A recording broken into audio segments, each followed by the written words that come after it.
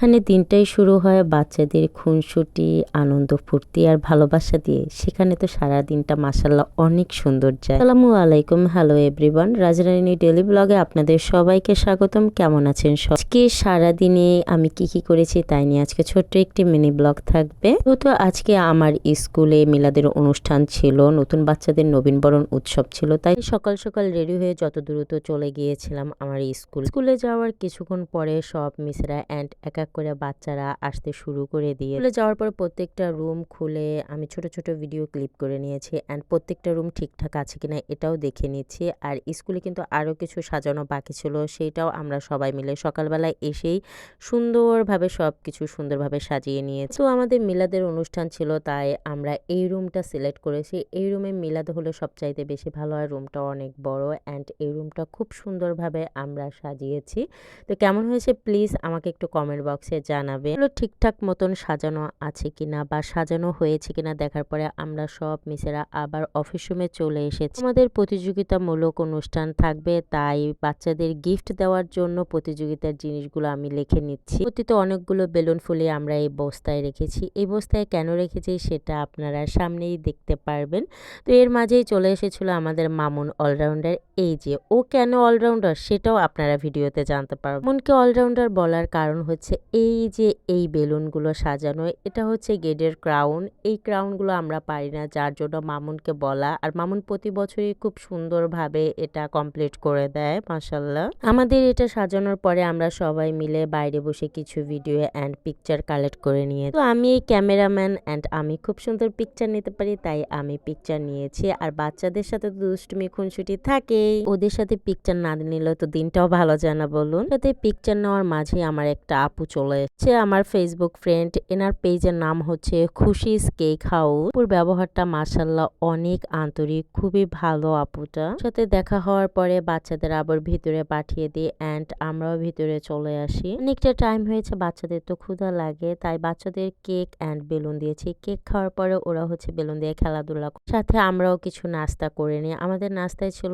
পরাটা and ভাজি, সাথে ছিল চা। সবাই পরাটার পরে পানি খায় আর আমি চা দিয়ে শেষ করেছি। এর বেলুন দেব আর ওরা দুষ্টুমি করবে না তা তো হয় না, তাই বেলুন দেওয়ার পরে সবাইকে নিয়ে আবার বাইরে চলে গিয়েছি কিছু পিকচার নিতে অ্যান্ড ভিডিও নেওয়ার পরে মিলাদের অনুষ্ঠান শুরু হয়ে গিয়েছিল।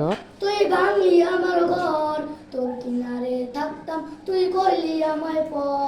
অনুষ্ঠানের পরেই ছিল আমাদের প্রতিযোগিতামূলক অনুষ্ঠান, যেখানে প্রত্যেকটা বাচ্চা খুব সুন্দরভাবে গজল গেয়েছে অ্যান্ড কোরআন তেলাওয়াত করেছে। অনুষ্ঠানে প্রতিযোগিতা হলে বাচ্চাদের প্রতিভাগুলো সামনে আসে। মাশাআল্লাহ ওরা অনেক সুন্দরভাবে প্রত্যেকটা অনুষ্ঠানে পার্টিসিপেট করে। আর এই প্রতিযোগিতার বিচারক ছিল বাবু ভাই অ্যান্ড নুরুল্লাহ কাকা। রুমে প্রতিযোগিতা অনুষ্ঠান চলছিল আর আমি বাইরে বসে এই যে বাচ্চাদের গিফটের জিনিসগুলো ঠিক করছি। এখানে ফার্স্ট সেকেন্ড থার্ড পুরস্কার ছিল, তেলাওয়াত গজলের সাথেও ছিল গীতা পাঠের পুরস্কার। তার কারণ হচ্ছে যেহেতু আমাদের স্কুলে 3জন হিন্দু ধর্মের বাচ্চা আছে, তো অনেক ইচ্ছে থাকে কোনো প্রতিযোগিতায় অংশগ্রহণ করার। প্রত্যেকটা গিফটই সুন্দরভাবে লিখে অ্যান্ড এরকম বউ লাগিয়ে দিয়েছে। আর এর মাঝে রেজন এসেছে, যেই দুষ্টু ছেলে দুষ্টুমি না করলে তো হয় না। প্রতিযোগিতামূলক অনুষ্ঠান হওয়ার পরে তো গিফট দিতেই হয়, তাই প্রত্যেকটা বাচ্চাকে এক এক করে নাদিরা ম্যাম গিফট দিয়েছে। পাওয়ার পরে তো প্রত্যেকটা বাচ্চাই মহা খুশি আর ওরা বলছে যে মিস নেক্সট টাইম আমরা আবারও কোনো প্রতিযোগিতায় অংশগ্রহণ করব। একটা বাচ্চা এত খুশি ছিল সেটা তো তাদের ফেস অ্যান্ড তাদের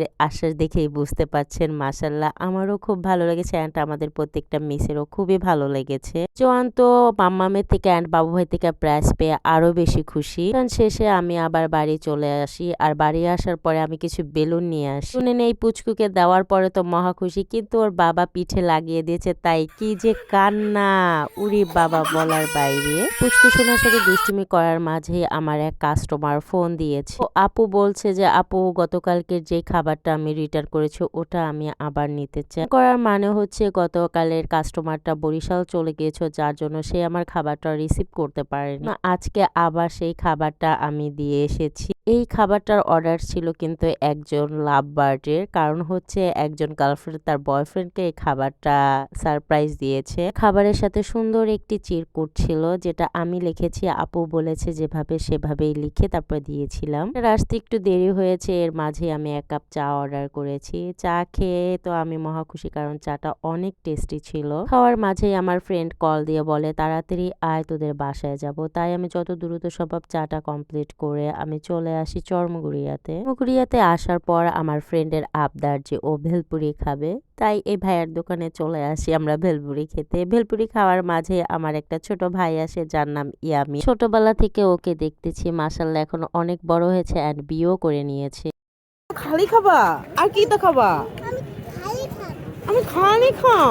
ফ্রেন্ডের 2টো বাচ্চা, একটা ছেলে অ্যান্ড একটা মেয়ে। ওর ছেলে বলছে যে না, আমি এভাবে ভেলপুরি খাবো না, আমি খালি খাবো। সো ভিতরে পুর খাবে না, শুধু উপরের এই পুরিটা মানে ফুচকাটা খাবে। ঝাল দিয়ে ভেলপুরি বানানোর পরে আমি আর আমার ফ্রেন্ডরা একসাথে এই ভেলপুরিটা খেয়েছি। মাশাআল্লাহ অনেক মজা ছিল। ফ্রেন্ড কি পরিমাণে ভেলপুরি খেতে পারে এই যে দেখেন, আমরা দুজন দুটো আর সে একাই 2টা নিয়ে বসে আছি। পুরি খাওয়ার পরে আবার আমরা বাসায় চলে আসি অ্যান্ড অনেক গল্প করি। যাই হোক, আজকের ভিডিওটা এ পর্যন্তই থাকবে। দেখা হবে নেক্সট কোনো ভিডিওতে। ভালো থাকবেন, সুস্থ থাকবেন। আল্লাহ হাফেজ।